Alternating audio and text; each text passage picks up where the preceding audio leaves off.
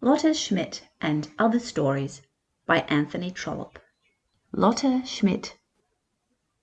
As all the world knows, the old fortifications of Vienna have been pulled down, the fortifications which used to surround the centre or kernel of the city, and the vast spaces thus thrown open and forming a broad ring in the middle of the town have not as yet been completely filled up with those new buildings and gardens which are to be there, and which, when there, will join the outside city and the inside city together, so as to make them into one homogeneous whole.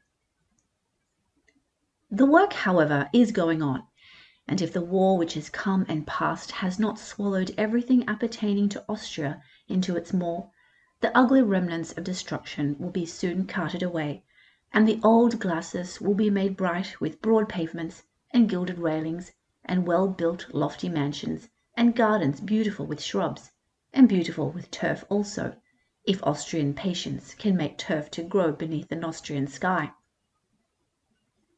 On an evening of September, when there was still something left of daylight, at 8 o'clock, two girls were walking together in the Burgplatz, or large open space which lies between the city palace of the Emperor and the gate which passes thence from the old town out to the new town. Here at present stand two bronze equestrian statues, one of the Archduke Charles and the other of Prince Eugene, and they were standing there also, both of them, when these two girls were walking round them, but that of the prince had not as yet been uncovered for the public. There was coming a great gala day in the city. Emperors and empresses, archdukes and granddukes, with their archduchesses and grandduchesses, and princes and ministers were to be there, and the new statue of Prince Eugene was to be submitted to the art critics of the world. There was very much thought at Vienna of the statue in those days. Well, since that, the statue has been submitted to the art critics, and henceforward it will be thought of as little as any other huge bronze figure of a prince on horseback. A very ponderous prince is poised in an impossible position on an enormous dray horse. But yet the thing is grand, and Vienna is so far a finer city in that it possesses the new equestrian statue of Prince Eugene.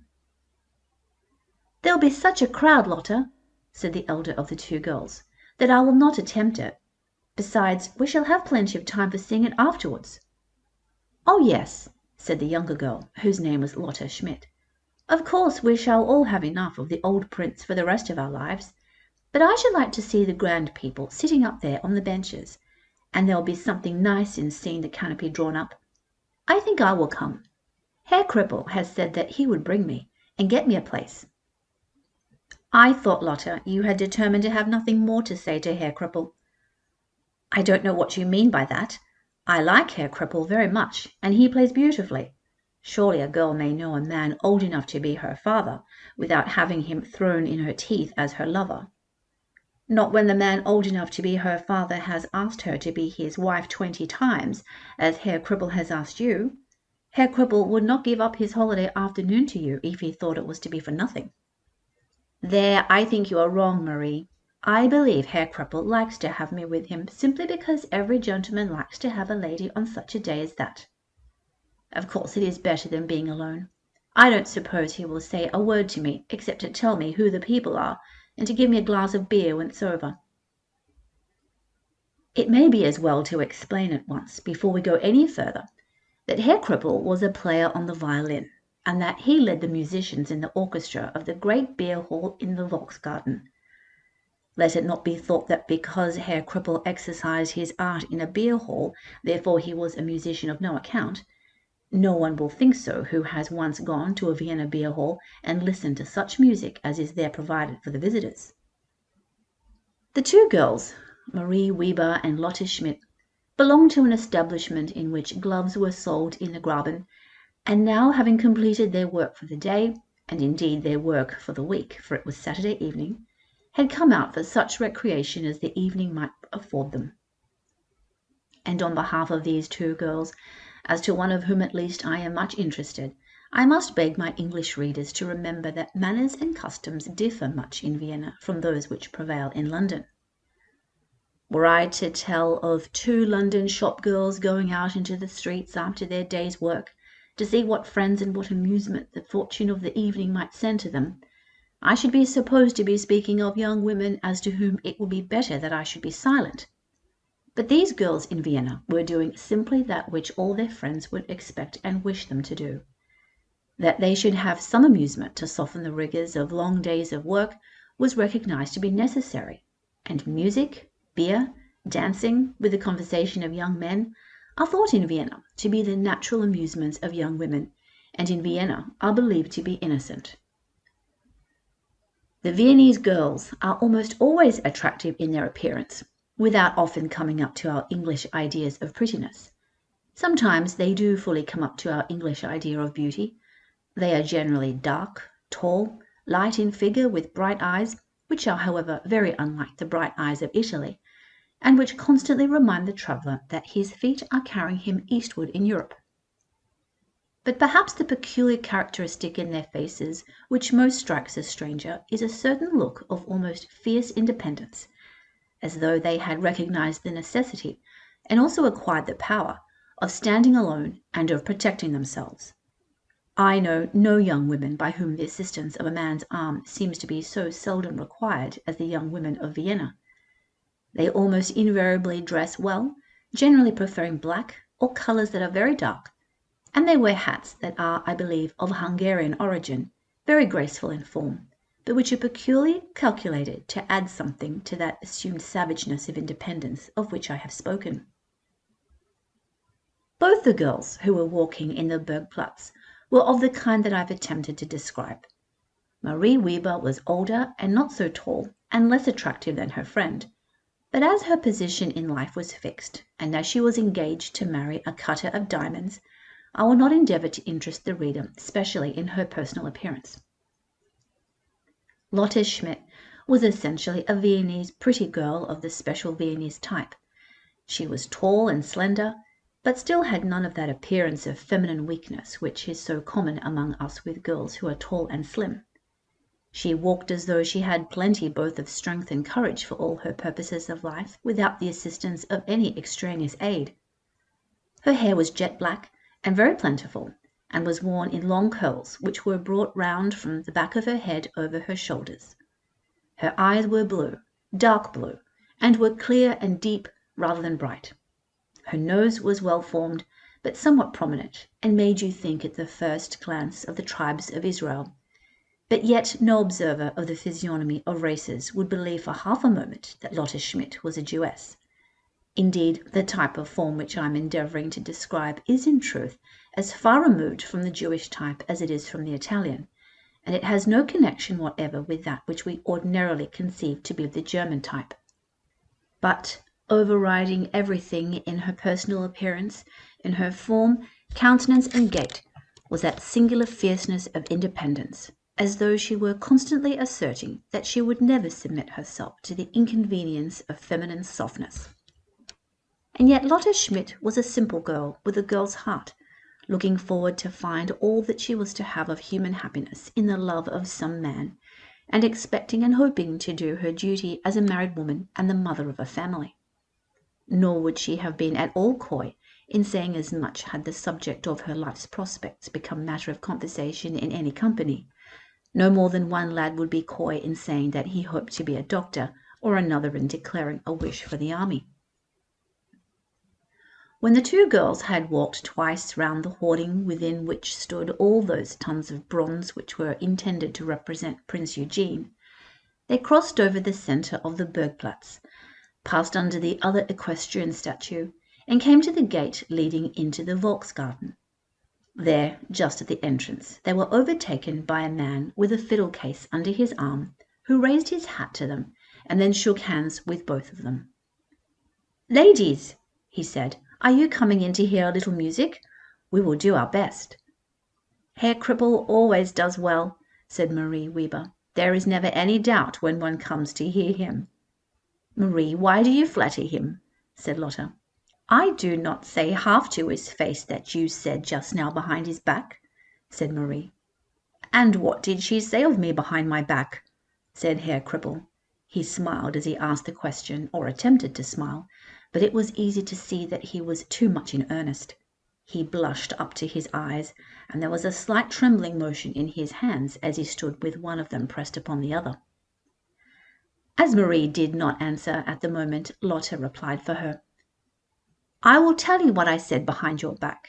I said that Herr Crippel had the firmest hand upon a bow and the surest fingers among the strings in all Vienna, when his mind was not wool-gathering.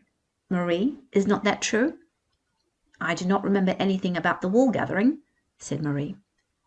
"I hope I shall not be wool-gathering to-night, but I shall doubtless, for I shall be thinking of your judgment. Shall I get you seats at once? There, you were just before me. You see, I am not coward enough to fly from my critics." And he placed them to sit at a little marble table not far from the front of the low orchestra, in the foremost place in which he would have to take his stand. "Many thanks, Herr Crippel," said Lotta. "I will make sure of a third chair, as a friend is coming." "Oh, a friend," said he, and he looked sad, and all his sprightliness was gone. "Marie's friend," said Lotta, laughing. "Do not you know Karl Strobel?" Then the musician became bright and happy again. "I would have got 2 more chairs if you would have let me, one for the Fräulein's sake, and one for his own. And I will come down presently, and you shall present me, if you will be so very kind." Marie Weber smiled and thanked him, and declared that she should be very proud, and the leader of the band went up into his place. "I wish he had not placed us here," said Lotta. "And why not?" "Because Fritz is coming." "No." "But he is." "And why did you not tell me?" "Because I did not wish to be speaking of him. Of course you understand why I did not tell you. I would rather it should seem that he came of his own account, with Karl. Ha ha!" Karl Strobel was the diamond cutter to whom Marie Weber was betrothed. "I should not have told you now, only that I am disarranged by what Herr Crippel has done." "Had we not better go, or at least move our seats? We can make any excuse afterwards." "No," said Lotta. "I will not seem to run away from him. I have nothing to be ashamed of. If I choose to keep company with Fritz Planken, that should be nothing to Herr Crippel." "But you might have told him."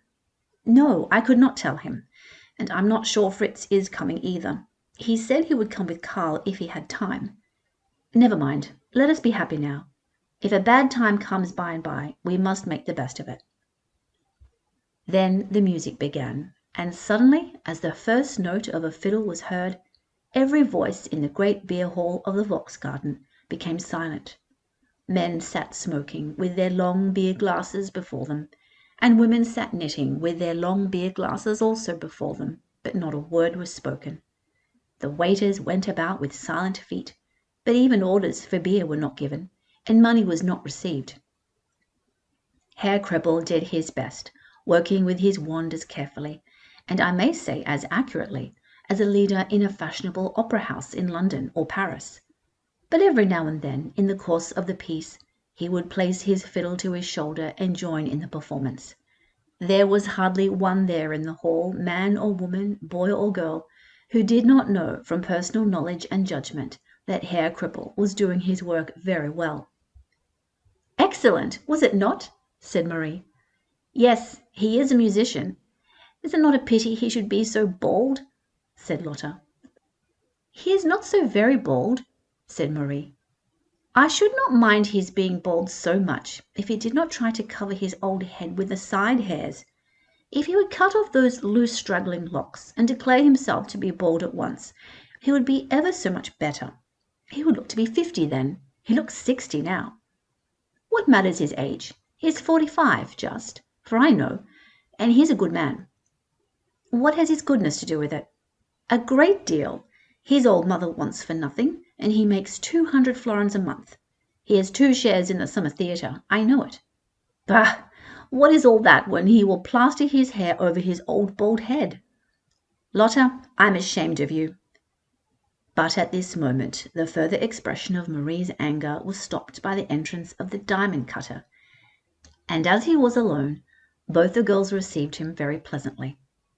We must give Lotta her due and declare that, as things had gone, She would much prefer now that Fritz should stay away, though Fritz Planken was as handsome a young fellow as there was in Vienna, and one who dressed with the best taste, and danced so that no one could surpass him, and could speak French, and was confidential clerk at one of the largest hotels in Vienna, and was a young man acknowledged to be of much general importance, and had moreover in plain language declared his love for Lotta Schmidt. But Lotta would not willingly give unnecessary pain to Herr Crippel, and she was generously glad when Karl Strobel, the diamond cutter, came by himself. Then there was a second and third piece played, and after that Herr Crippel came down, according to promise, and was presented to Marie's lover. "Ladies," said he, "I hope I have not gathered wool." "You have surpassed yourself," said Lotta. "At wool gathering?" said Herr Crippel. "At sending us out of this world into another," said Lotta. "Ah, go into no other world but this," said Herr Crippel, "lest I should not be able to follow you." And then he went away again to his post. Before another piece had been commenced, Lotta saw Fritz Planken enter the door. He stood for a moment gazing round the hall, with his cane in his hand and his hat on his head, looking for the party which he intended to join. Lotta did not say a word, nor would she turn her eyes towards him. She would not recognize him if it were possible to avoid it. But he soon saw her, and came up to the table at which they were sitting. When Lotta was getting the third chair for Marie's lover, Herr Crippel, in his gallantry, had brought a fourth, and now Fritz occupied the chair which the musician had placed there. Lotta, as she perceived this, was sorry that it should be so. She could not even dare to look up to see what effect this new arrival would have upon the leader of the band. The newcomer was certainly a handsome young man, such a one as inflicts unutterable agonies on the hearts of the Herr Crippels of the world. His boots shone like mirrors, and fitted his feet like gloves. There was something in the make and set of his trousers which Herr Crippel, looking at them as he could not help looking at them, was quite unable to understand. Even 20 years ago, Herr Crippel's trousers, as Herr Crippel very well knew, had never looked like that, and Fritz Planken wore a blue frock coat with silk lining to the breast, which seemed to have come from some tailor among the gods, and he had on primrose gloves, and round his neck a bright pink satin handkerchief joined by a ring, which gave a richness of colouring to the whole thing which nearly killed Herr Crippel, because he could not but acknowledge that the colouring was good. And then the hat, and when the hat was taken off for a moment, then the hair, perfectly black and silky as a raven's wing, just waving with one curl. And when Fritz put up his hand and ran his fingers through his locks, their richness and plenty and beauty were conspicuous to all beholders. Herr Crippel, as he saw it, involuntarily dashed his hand up to his own pate, and scratched his straggling lanky hairs from off his head. "You are coming to Spurl's tomorrow, of course?" said Fritz to Lotta. Now Spurl's is a great establishment for dancing in the Leopoldstadt, which is always open of a Sunday evening, and which Lotta Schmidt was in the habit of attending with much regularity. It was here she had become acquainted with Fritz, and certainly to dance with Fritz was to dance indeed. Lotta, too, was a beautiful dancer. To a Viennese such as Lotta Schmidt, dancing is a thing of serious importance. It was a misfortune to her to have to dance with a bad dancer, as it is to a great whist player among us to sit down with a bad partner. Oh, what she had suffered more than once when Herr Crippel had induced her to stand up with him. "Yes, I shall go. Marie, you will go?" "I do not know," said Marie. "You will make her go, Karl, will you not?" said Lotta. "She promised me yesterday, as I understood," said Karl. "Of course we will all be there," said Fritz, somewhat grandly, "and I will give a supper for 4." Then the music began again, and the eyes of all of them became fixed upon Herr Crippel. It was unfortunate that they should have been placed so fully before him, as it was impossible that he should avoid seeing them. As he stood up with his violin to his shoulder, his eyes were fixed on Fritz Planken and Fritz Planken's boots, and coat, and hat, and hair, and as he drew his bow over the strings, He was thinking of his own boots and of his own hair. Fritz was sitting leaning forward in his chair so that he could look up into Lotta's face, and he was playing with a little amber-headed cane, and every now and then he whispered a word. Herr Crippel could hardly play a note. In very truth, he was wool-gathering. His hand became unsteady, and every instrument was more or less astray. "Your old friend is making a mess of it tonight," said Fritz to Lotta. "I hope he has not taken a glass too much of schnapps." "He never does anything of the kind," said Lotta angrily. "He never did such a thing in his life." "He's playing awfully bad," said Fritz. "I never heard him play better in my life than he has played tonight," said Lotta. "His hand is tired. He's getting old," said Fritz. Then Lotta moved her chair and drew herself back, and was determined that Marie and Karl should see that she was angry with her young lover.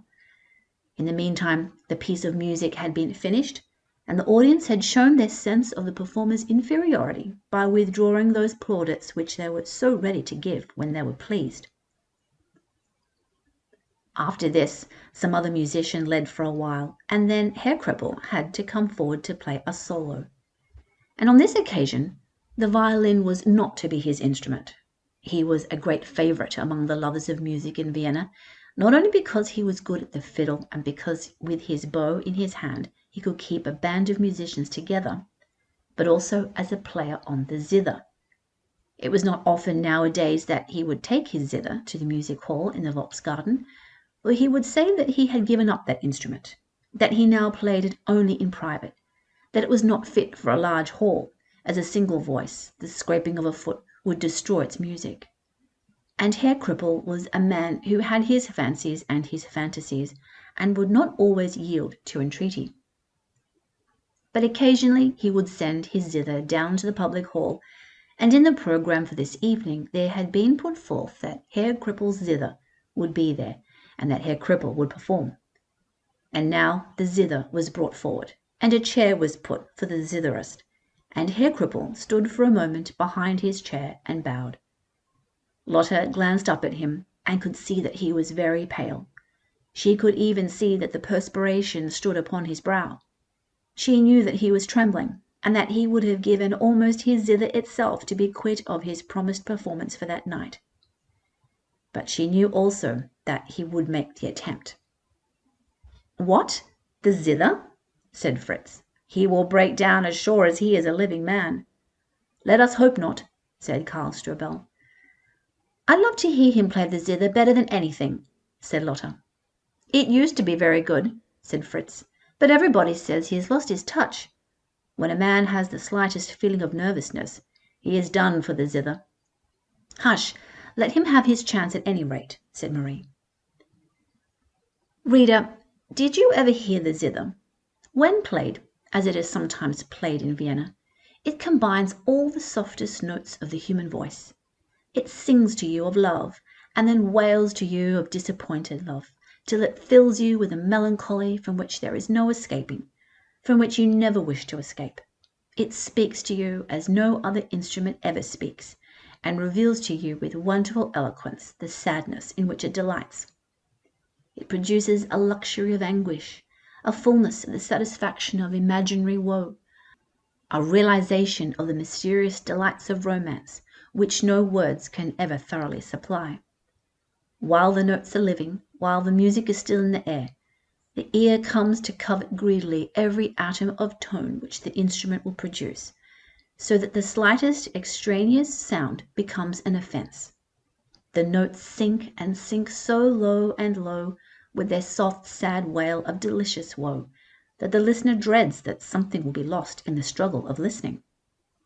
There seems to come some lethargy on his sense of hearing, which he fears will shut out from his brain the last, lowest, sweetest strain, the very pearl of the music, for which he has been watching with all the intensity of prolonged desire. And then the zither is silent, and there remains a fond memory together with a deep regret. Herr Crippel seated himself on his stool and looked once or twice round about upon the room almost with dismay. Then he struck his zither uncertainly, weakly, and commenced the prelude of his piece. But Lotta thought that she had never heard so sweet a sound. When he paused after a few strokes, there was a noise of applause in the room, of applause intended to encourage by commemorating past triumphs. The musician looked away again from his music to his audience, and his eyes caught the eyes of the girl he loved, and his gaze fell also upon the face of the handsome, well-dressed young Adonis who was by her side. He, Herr Crippel the musician, could never make himself look like that. He could make no slightest approach to that outward triumph. But then he could play the zither, and Fritz Plancken could only play with his cane. He would do what he could. He would play his best. He had once almost resolved to get up and declare that he was too tired that evening to do justice to his instrument, but there was an insolence of success about his rival's hat and trousers which spurred him on to the fight. He struck his zither again, and they who understood him and his zither knew that he was in earnest. The old men who had listened to him for the last 20 years declared that he had never played as he played on that night. At first he was somewhat bolder, somewhat louder than was his wont, as though he were resolved to go out of his accustomed track. But after a while he gave that up. That was simply the effect of nervousness, and was continued only while the timidity remained present with him. But he soon forgot everything but his zither and his desire to do it justice. The attention of all present soon became so close that you might have heard a pin fall. Even Fritz sat perfectly still, with his mouth open, and forgot to play with his cane. Lotta's eyes were quickly full of tears, and before long they were rolling down her cheeks. Herr Crippel, though he did not know that he looked at her, was aware that it was so. Then came upon them all there an ecstasy of delicious sadness. As I have said before, every ear was struggling that no softer sound might escape unheard, and then at last the zither was silent, and no one could have marked the moment when it had ceased to sing. For a few moments there was perfect silence in the room, and the musician still kept his seat, with his face turned upon his instrument. He knew well that he had succeeded, that his triumph had been complete, and every moment that the applause was suspended was an added jewel to his crown. But it soon came, the loud shouts of praise, the ringing bravos, the striking of glasses, his own name repeated from all parts of the hall, the clapping of hands, the sweet sound of women's voices, and the waving of white handkerchiefs. Herr Crippel stood up, bowed thrice, wiped his face with a handkerchief, and then sat down on a stool in the corner of the orchestra. "I don't know much about his being too old," said Karl Stobel. "Nor I either," said Lotta. "That is what I call music," said Marie Weber. "He can play the zither, certainly," said Fritz, "but as to the violin, it's more doubtful." "He is excellent with both, said Lotta angrily. Soon after that the party got up to leave the hall, and as they went out they encountered Herr Crippel. "You have gone beyond yourself tonight," said Marie, "and we wish you joy." "Oh no, it was pretty good, was it? With the zither it depends mostly on the atmosphere, whether it is hot or cold, or wet or dry, or on I knew not what. It is an accident if one plays well. Good night to you. Good night, Lotta. Good night, sir." And he took off his hat and bowed, as it were, expressly to Fritz Plancken. "Herr Crippel," said Lotta, "one word with you." And she dropped behind from Fritz and returned to the musician. "Herr Crippel, will you meet me at Spurl's tomorrow night?" "At Spurl's? No, I do not go to Spurl's any longer, Lotta. You told me that Marie's friend was coming tonight, but you did not tell me of your own." "Never mind what I told you or did not tell you. Herr Crippel, will you come to Spurl's tomorrow?" "No, you would not dance with me, and I should not care to see you dance with anyone else." "But I will dance with you." "And Plancken will be there?" "Yes, Fritz will be there. He is always there. I cannot help that." "No, Lotta, I will not go to Spurl's. I will tell you a little secret. At 45 one is too old for Spurl's." There are men there every Sunday over 50, over 60, I'm sure. They are men different in their ways of life from me, my dear. No, I will not go to Spurls. When will you come and see my mother?" Lotta promised that she would go and see the Frau Crippel before long, and then tripped off and joined her party. Stöbel and Marie had walked on, while Fritz remained a little behind for Lotta. "Did you ask him to come to Spurls tomorrow?" he said. "To be sure I did." "Was that nice of you, Lotta?" "Why not nice? Nice or not, I did it. Why should not I ask him if I please?" "Because I thought I was to have the pleasure of entertaining you, that it was a little party of my own." "Very well, Herr Planken," said Lotta, drawing herself a little away from him. "If a friend of mine is not welcome at your little party, I certainly shall not join it myself." "But, Lotta, does not everyone know what it is that Crippel wishes of you?" "There is no harm in his wishing. My friends tell me that I am very foolish not to give him what he wishes, but I still have the chance." "Oh yes, no doubt you still have the chance.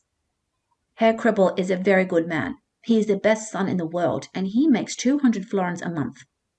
"Oh, if that is to count. Of course it is to count. Why should it not count?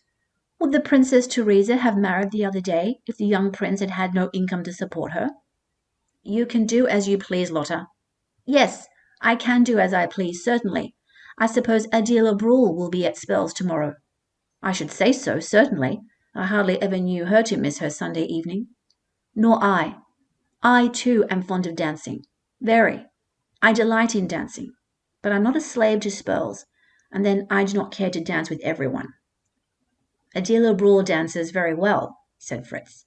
"That is as one may think. She ought to, for she begins at 10 and it goes on till 2, always.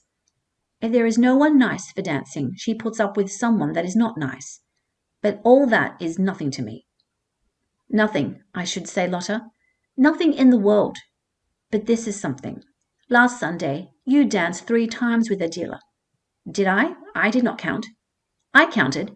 It is my business to watch those things, if you are to be ever anything to me, Fritz. I will not pretend that I am indifferent. I am not indifferent. I care very much about it. Fritz, if you dance tomorrow with Adela, you will not dance with me again, either then or ever." And having uttered this threat, she ran on and found Marie, who had just reached the door of the house in which they both lived. Fritz, as he walked home by himself, was in doubt as to the course which it would be his duty as a man to pursue in reference to the lady whom he loved. He had distinctly heard that lady ask an old admirer of hers to go to Spurls and dance with her, and yet within 10 minutes afterwards she had peremptorily commanded him not to dance with another girl. Now, Fritz Planken had a very good opinion of himself, as he was well entitled to have, and was quite aware that other pretty girls besides Lotta Schmidt were within his reach. He did not receive 200 florins a month as did Herr Crippel, but then he was 25 instead of 45, and in the matter of money too he was doing pretty well. He did love Lotta Schmidt. It would not be easy for him to part with her, but she too loved him, as he told himself, and she would hardly push matters to extremities. At any rate, he would not submit to a threat. He would dance with Adela Bruhl at Spurls. He thought at least that when the time should come he would find it well to dance with her. Spurls dancing saloon in the Table Strasse is a great institution at Vienna. It is open always of a Sunday evening, and dancing there commences at 10 and is continued till 2 or 3 o'clock in the morning. There are 2 large rooms, in one of which the dancers dance, and in the other the dancers and visitors who do not dance eat and drink and smoke continually. But the most wonderful part of Spurls' establishment is this, that there is nothing there to offend anyone. Girls dance and men smoke, and there is eating and drinking, and everybody is as well behaved as though there was a protecting phalanx of dowagers sitting around the walls of the saloon. There are no dowagers, though there may probably be a policeman somewhere about the place. To a stranger it's very remarkable that there is so little of what we call flirting, almost none of it. It would seem that to the girls dancing is so much a matter of business, that here at Spurl's they can think of nothing else, to mind their steps, and at the same time their dresses, lest they should be trod upon, to keep full pace with the music, to make all the proper turns at every proper time, and to have the foot fall on the floor at the exact instant. All this is enough, without further excitement. You will see a girl dancing with a man as though the man were a chair or a stick or some necessary piece of furniture. She condescends to use his services, but as soon as the dance is over she sends him away. She hardly speaks a word to him, if a word. She has come there to dance and not to talk, unless indeed, like Marie Weber and Lotta Schmidt, she has a recognized lover there of her very own. At about 10:30, Marie and Lotta entered the saloon and paid their kreutzers and sat themselves down on seats in the further saloon, from which through open archways they could see the dancers. Neither Karl nor Fritz had come as yet, and the girls were quite content to wait. It was to be presumed that they would be there before the men, and they both understood that the real dancing was not commenced early in the evening. It might be all very well for such as Adela Bruhl to dance with anyone who came at 10 o'clock, but Lotta Schmidt would not care to amuse herself after that fashion. As to Marie, she was to be married after another week, and of course she would dance with no one but Karl Stobel. "Look at her," said Lotta, pointing with her foot to a fair girl, very pretty, but with hair somewhat untidy, who at this moment was waltzing in the other room. "That lad is a waiter from the Minden Hotel. I know him. She would dance with anyone." "I suppose she likes dancing, and there's no harm in the boy," said Marie. "No, there is no harm, and if she likes it I do not begrudge it her.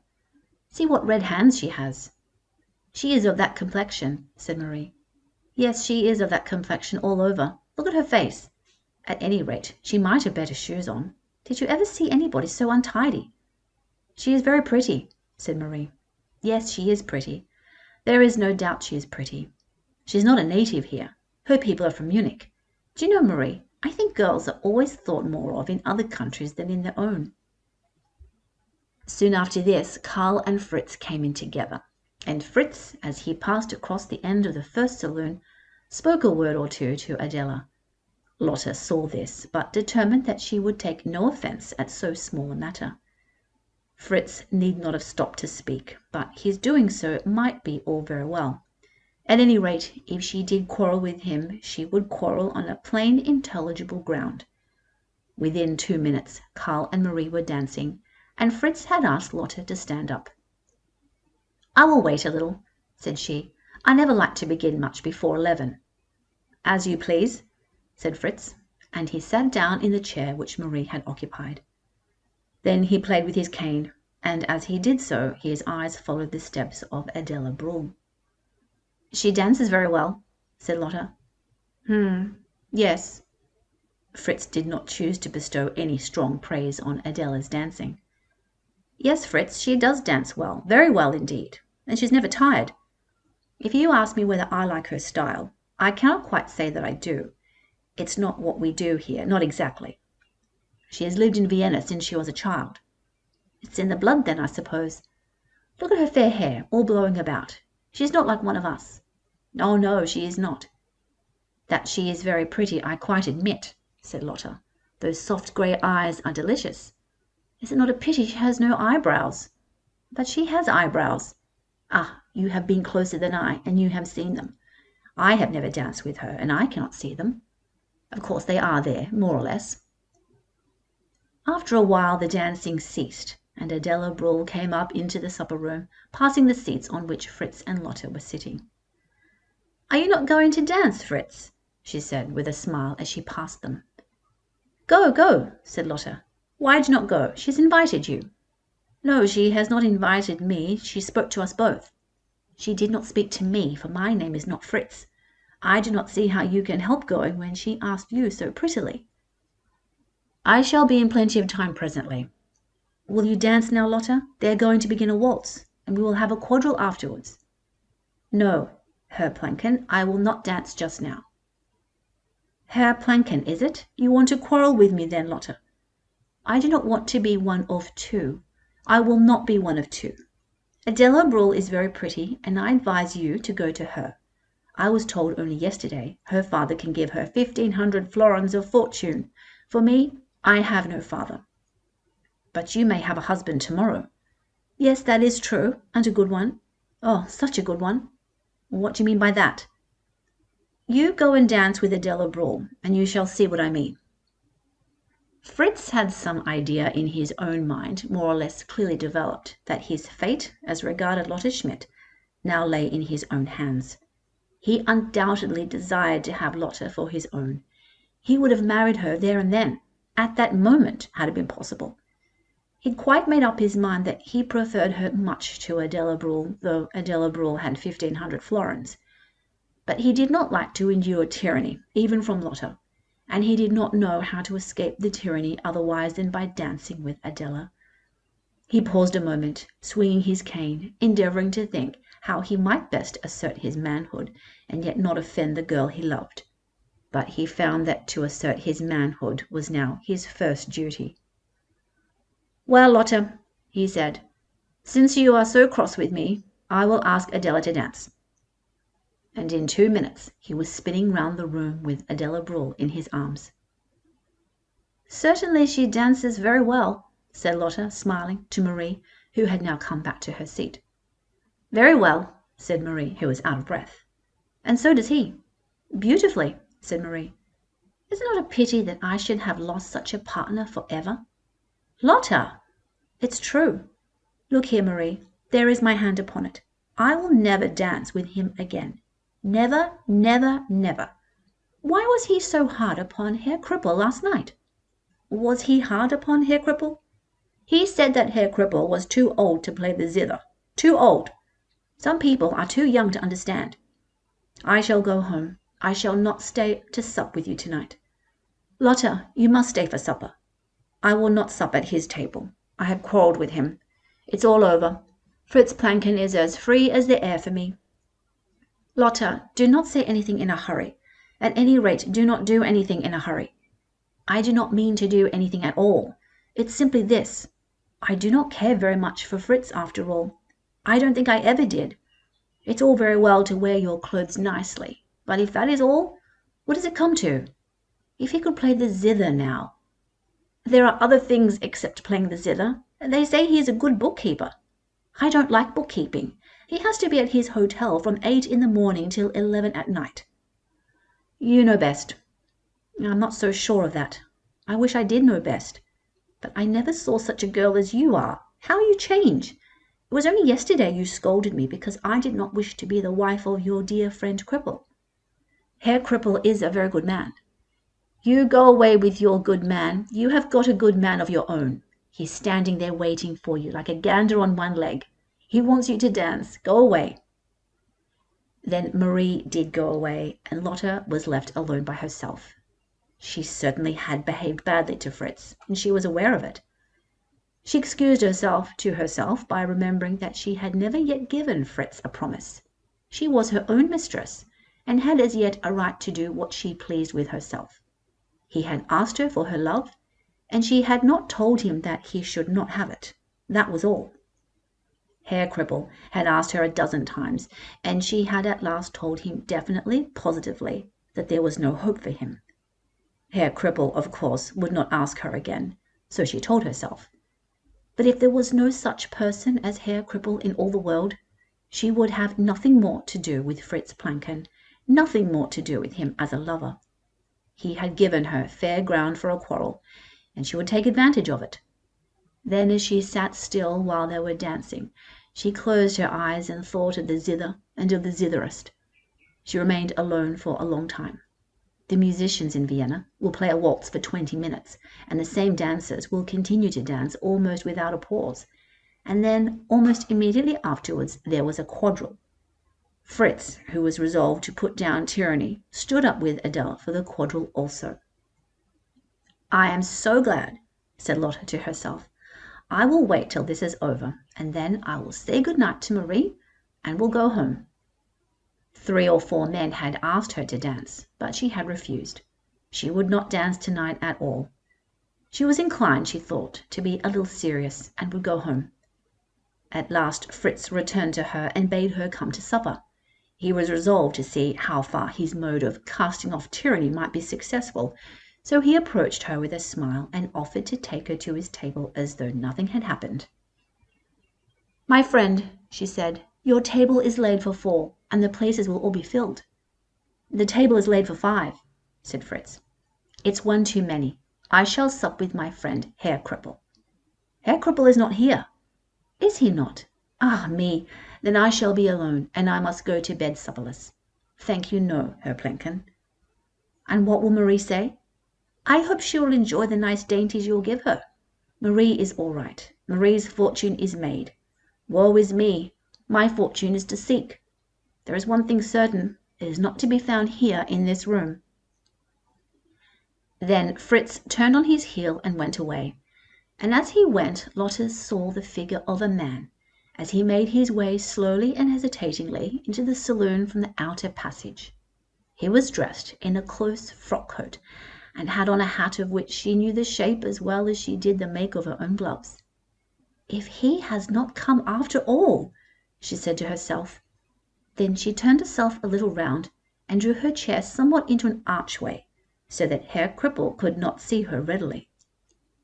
The other 4 had settled themselves at their table, Marie having said a word of reproach to Lotta as she passed. Now, on a sudden, she got up from her seat and crossed to her friend. "Herr Crippel is here," she said. "Of course he's here," said Lotta. "But did you not expect him?" "Ask Fritz if I did not say I would sup with Herr Crippel. You ask him, but I shall not all the same. Do not say a word. I shall steal away when nobody's looking." The musician came wandering up the room, and had looked into every corner before he had even found the supper table at which the 4 were sitting. And then he did not see Lotta.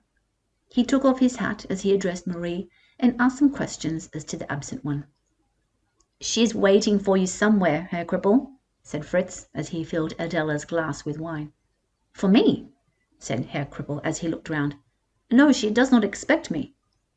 And in the meantime Lotta had left her seat, and was hurrying away to the door. "There, there!"